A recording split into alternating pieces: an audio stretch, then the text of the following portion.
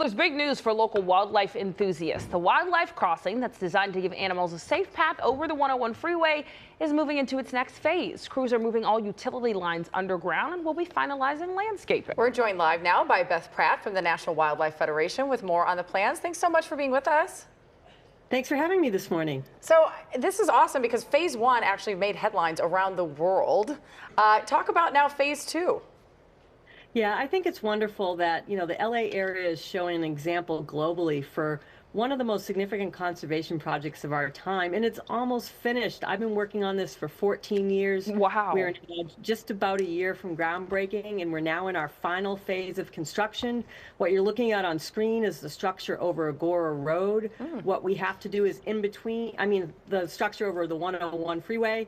What we have to do now is relocate an underground utility lines in between 101 freeway and Agora Road, and then extend that structure over Agora Road. It's a pretty monumental and complex undertaking, especially relocating 5 agency utilities. That's a lot. Yeah, no, it's a huge project, but so important, which is why I think people are taking such notice of it. So what differences will people here in LA notice now that we're moving into phase 2?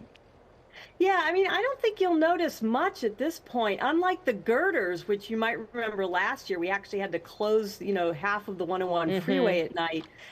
These closures involve Agora Road, which will, be significant for both pedestrians and cyclists mainly. The detour route for cars is actually just one exit up, but we are going to have shuttles for pedestrians and cyclists, and you should start seeing these in October. But other than that, the main 101 freeway is not going to be impacted at all.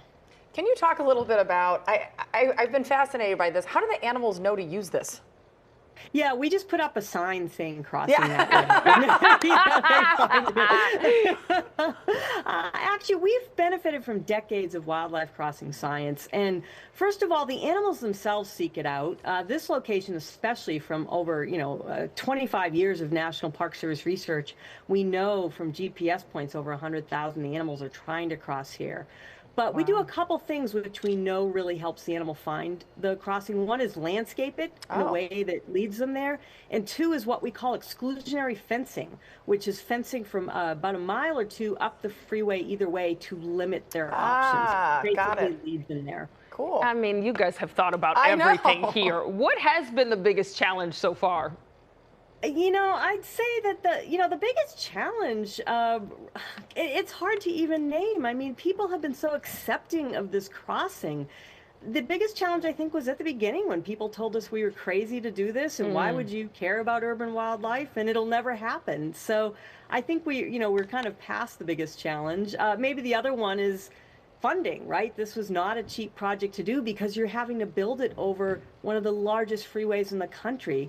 But to me, money's almost the easiest solution. It's not a fight. It's just people have to write checks. So I'd say the biggest challenges came at the beginning. But let me tell you, the whole thing was a challenge. My God, designing something for over a freeway, a meticulous habitat on top. Boy, it's been a challenge a week, but we've gotten through all of them. Well, we're glad for it. Yeah. And the animals are glad for it. How can people get involved if they're hearing about this and say, hey, I kind of want to support this? How can I write a check? We would love it.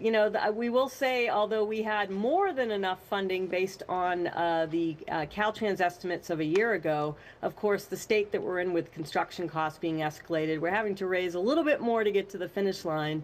But it is underway and going, and if you want to get involved, whether it be donating or volunteering or learning about tours around the crossing or events, go to savelacougars.org or 101wildlifecrossing.org, and there's lots of ways to get involved. Wow, what amazing work you're doing. We love animal heroes here, and I imagine those animals are going to have your face on a tree somewhere. Decades from now. Beth, thank you so much for being with us. Yeah, can't wait for that first animal to cross and to share it with you. Oh, that'll be great. We're excited can't wait for it either. All right, Beth, thank you. Let's